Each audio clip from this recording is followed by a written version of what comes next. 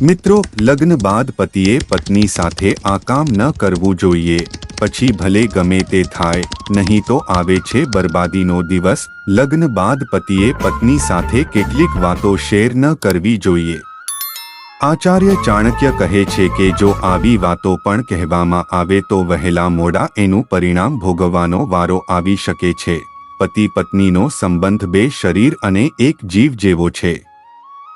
પરંતુ હજુ પણ આચાર્ય ચાણક્ય અનુસાર કેટલીક એવી બાબતો છે જે પતિએ પત્ની સાથે ન કરવી જોઈએ કે તેની સામે ન કરવી જોઈએ, તેની સાથે વાત ન કરવી જોઈએ.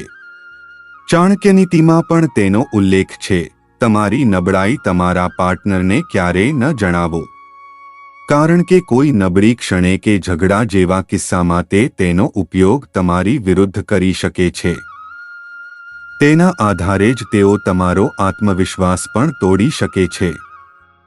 જો તમારું અપમાન થયું હોય તો તમારી પત્નીને પણ તેના વિશે કહો નહીં, કારણ કે ભવિષ્યમાં એવો સમય આવશે જ્યારે તે તમને તે અપમાનની યાદ અપાવશે અને તમારા વિશે ખરાબ પણ બોલશે. કહેવાય છે કે દાન હંમેશા ગુપ્ત હોવું જોઈએ.